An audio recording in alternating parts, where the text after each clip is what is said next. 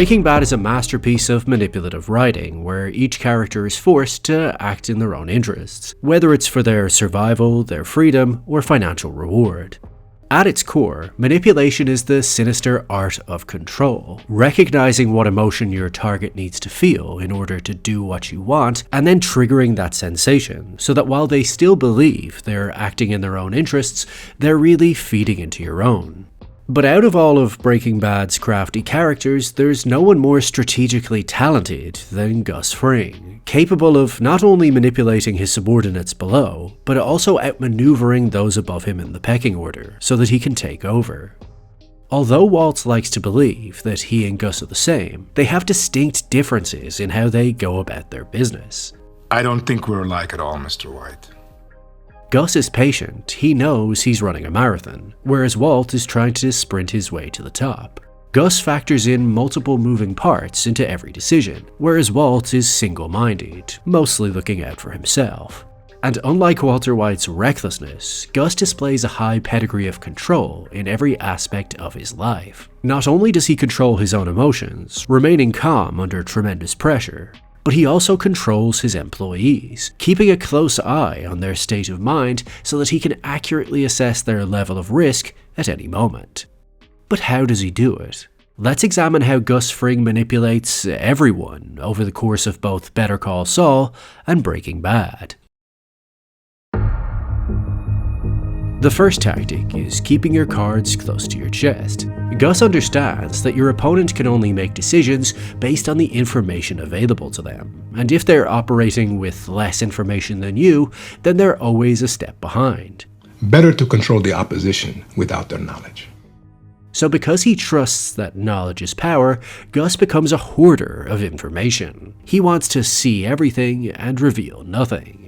Therefore, he invests in having eyes and ears everywhere so that he can never be caught off guard. This also serves the dual function of allowing him to play each opponent differently. For instance, in Better Call Saul, we see that Gus appreciates that you cannot appear to be in control of someone who's on the same level or above you, otherwise they'll identify your ambitions. Instead, you have to play the game by letting them feel in control of you. We see examples of this when he wants to replace Hector as Eladio's primary transporter, so he has Mike sprinkle product over Hector's trucks so his men get busted by law enforcement.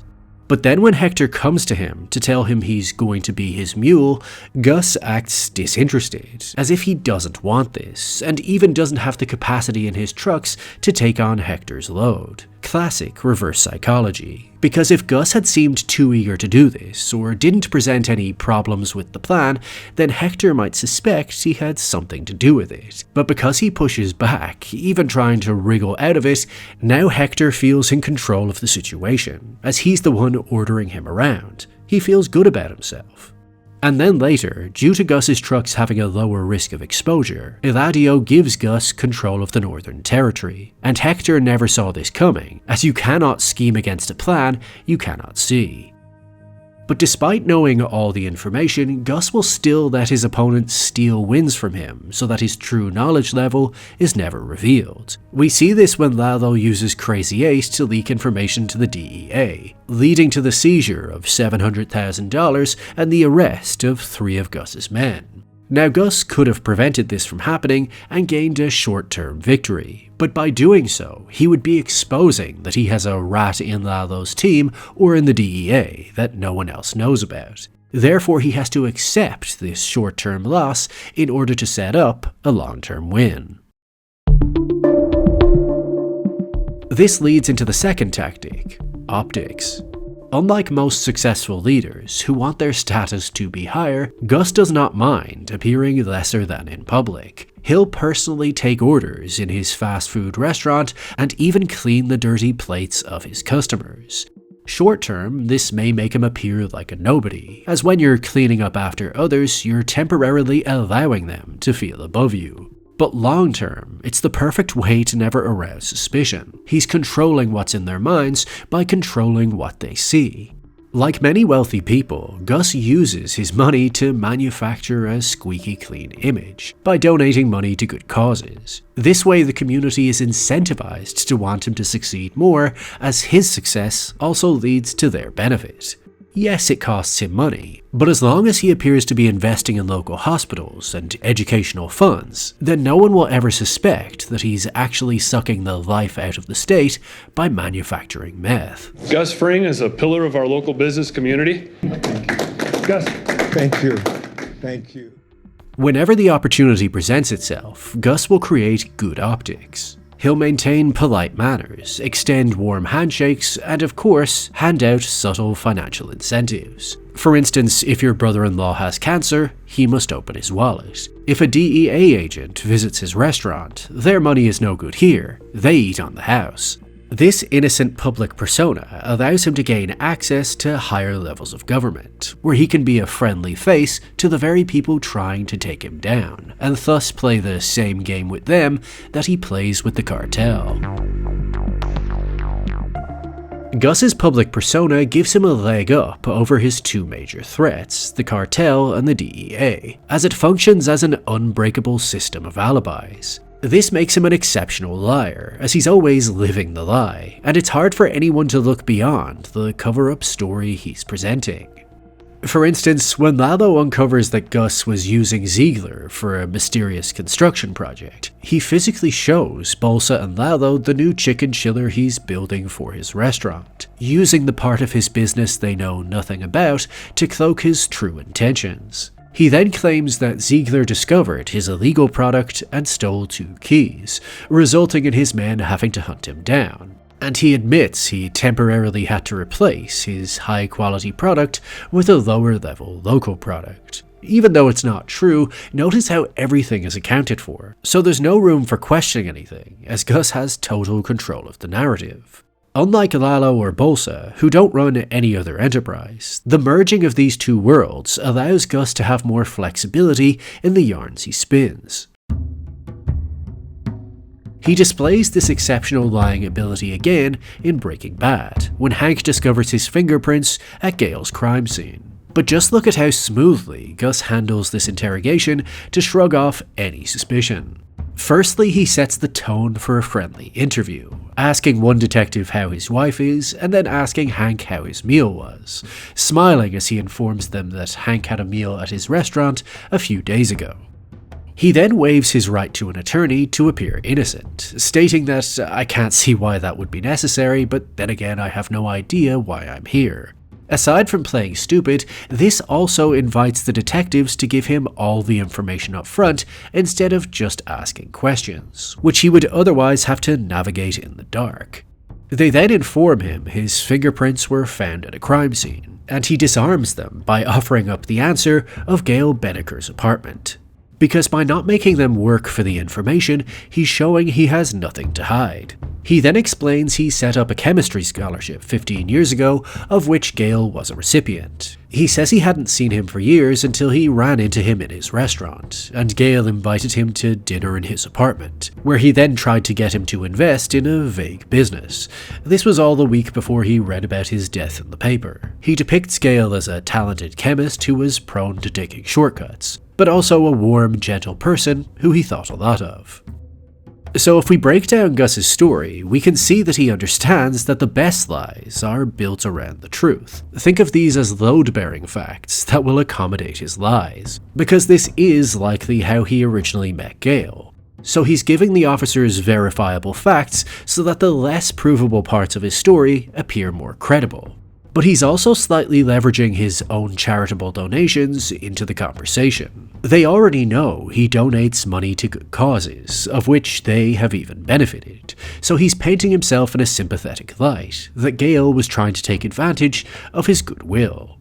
When asked where he was on the night of the murder, Gus whips out a prop, again introducing verifiable facts into the process, and then revealing he was at a fundraiser at Presbyterian Hospital. As always, squeaky clean. Once they check this information and confirm he was doing more philanthropic work, investigating him further now seems like a waste of police time, not to mention an unnecessary insult. So although Gus does collect his lone wolf detractors, for the most part, he successfully navigates everyone away from the truth with his good optics and apparent forthright nature.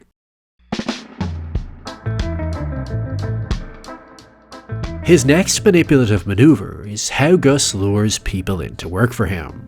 Fring makes it his duty to financially reward those around him so that they never have any incentive to betray him. Yet despite his professionalism, due to the illegal nature of the work, both Mike and Walt were initially reluctant to get involved with him. But everyone has a weakness that can be exploited.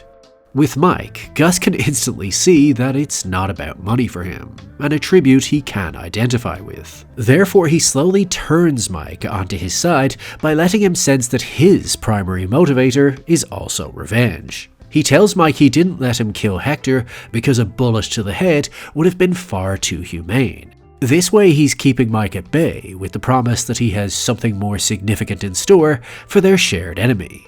This makes Mike identify with Gus, planting the seed that they have the same goal. Then when Mike asks for help in laundering his money, Gus finds him a security job at Madrigal they can pay him through. But even though Mike offers him 20% as a fee, Gus manipulatively rejects the offer. I would not take money from your family.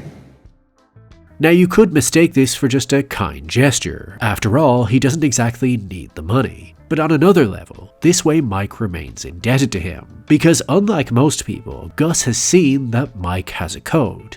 He likes things to be all square. So by asking him for nothing in return, he's leaving the door open for when he has a bigger favor to ask. This favor then pops up later when he wants Mike to facilitate smuggling engineers into the country. But again, before asking him for the favor, Gus tries to make Mike feel as if he's indebted to him, apparently for doing something wrong. Even though Gus already knew about Nacho's vendetta against Hector, he tries to play dumb and presses Mike for why he never told him that Varga was working against his interests.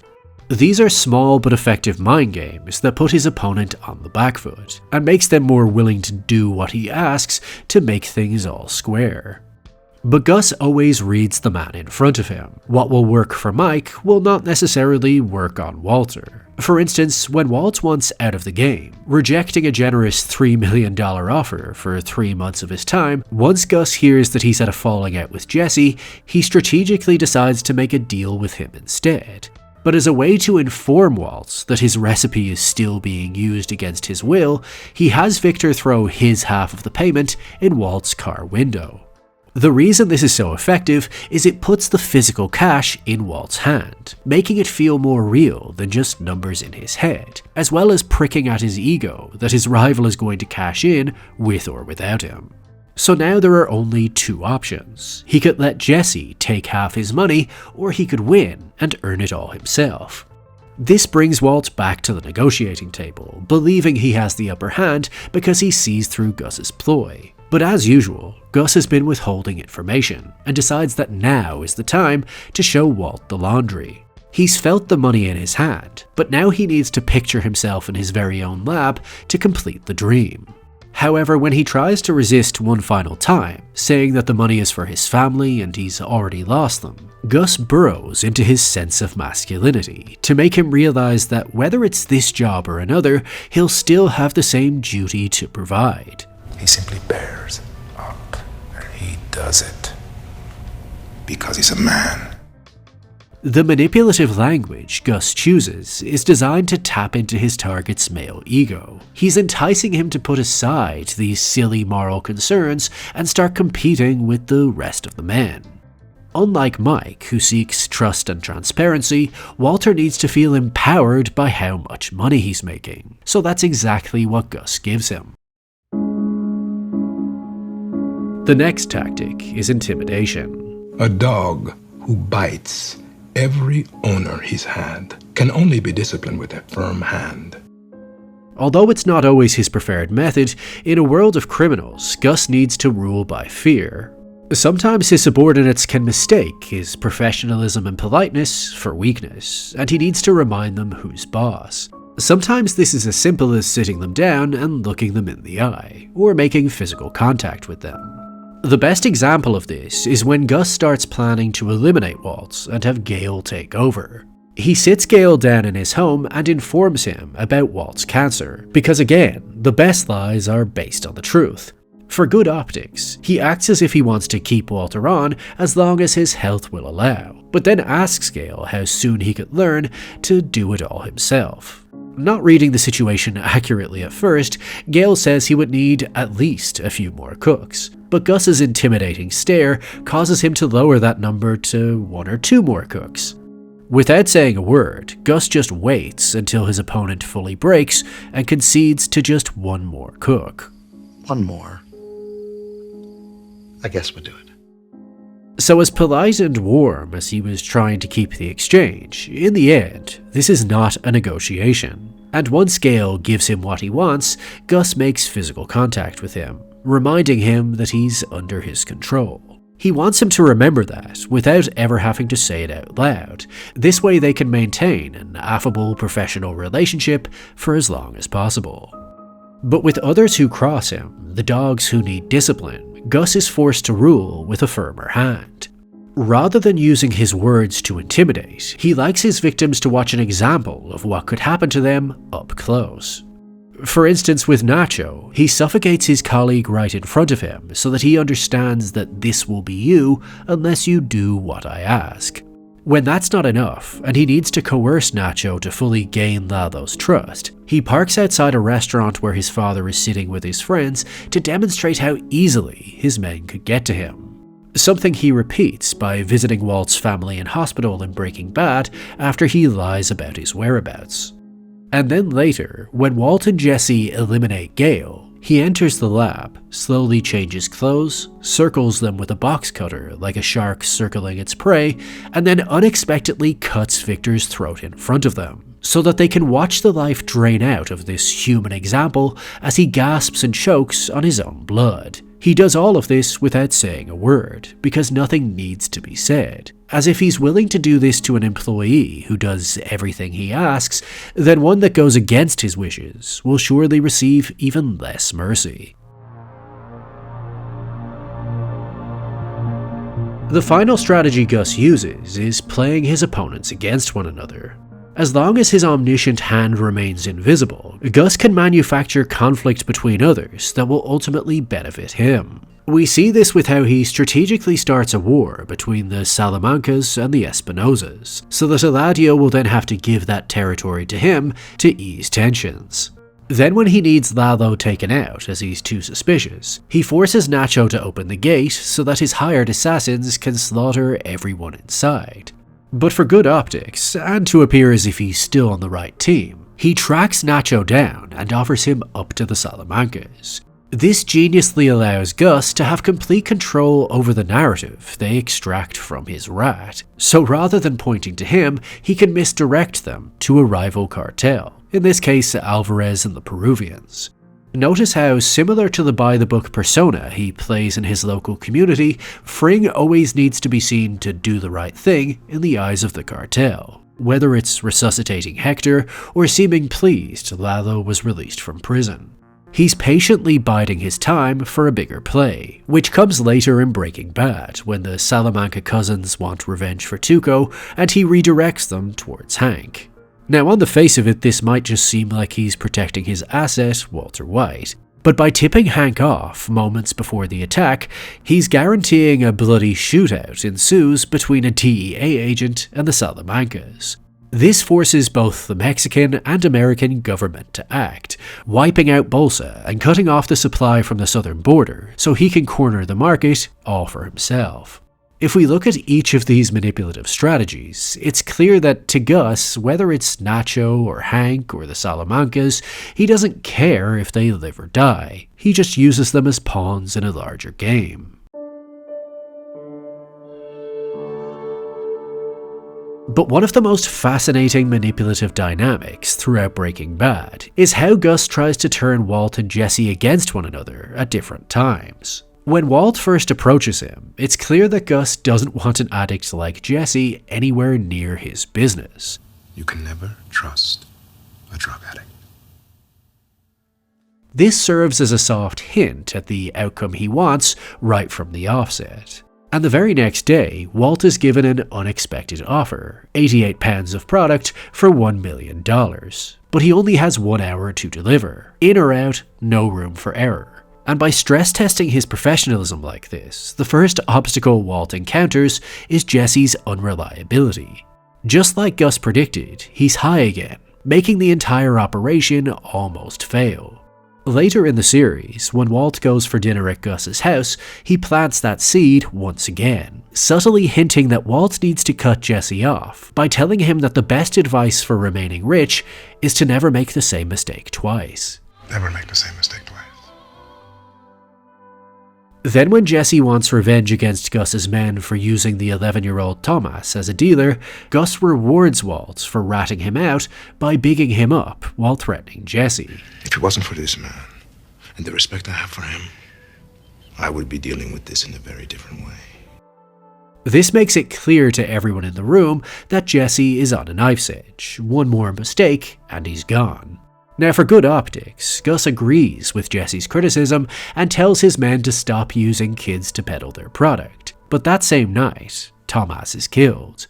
Now, some people still question whether or not Gus gave the order, but to me it seems clear as day that this is yet again Gus trying to puppet master the outcome he wants. Think about it, Walt is the only one standing in Jesse's defense, so Gus puts on this big performance to show Walt how reasonable he is. And then Thomas turns up dead, which is designed to push Jesse over the edge so that he goes on the attack and gets himself killed. We can detect Gus's strategy in how he talks about Jesse after the fact. Some contemptible junkie who couldn't keep the peace for 8 hours. This is the narrative he wanted to push. He was always going to deny he gave the order, suggest Jesse couldn't even keep his end of the deal for 8 measly hours, and appeal to Walt's rationality that this was a long time coming. After all, you can never trust a junkie. But as Walt becomes an increasing liability, Gus identifies that Jesse is actually easier to control, so he starts seducing him over to his side, making him feel useful by staging a fake robbery for him to be the hero, and giving him more and more responsibility so that a real wedge develops between the two characters. He then brings Jesse to Mexico and has him cook for Eladio, keeping Jesse in the dark about the sinister deal he had struck, that Jesse belongs to the cartel now. Luckily, this was all just a ploy to let the cartel feel they had a win before he wiped them all out. But once they're walking back together after everything they've been through, Gus is still in manipulation mode, telling Jesse that you did well down here, but you also proved a point. I think you can run the lab by yourself now, don't you? And this is the coded, controlling language of Gus Fring. He doesn't ask you if you want him to kill Walt. He just innocently compliments you that it appears you can run the lab all by yourself now. Something so simple to agree to, as due to his manipulative planning, you've just demonstrated that it's true. The same man who was trying to take you out time and time again is now offering you a life raft. All you have to do is agree to a simple statement. Breaking Bad is full of crafty characters trying to think 2 steps ahead of their opponents, while painting a false picture to the authorities. But no one goes about it as methodically or professionally as Gustavo Fring, a character capable of running 2 empires at the same time, one legitimately and one criminally.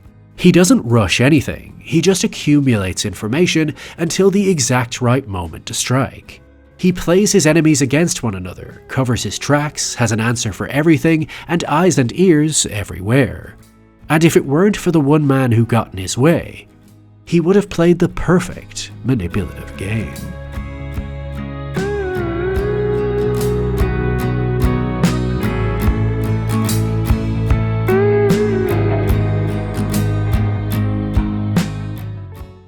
So if you made it this far, firstly, thank you for watching, but if you could now click like, subscribe, and the notification bell, as otherwise that pesky algorithm will continue to suppress my videos from your feed.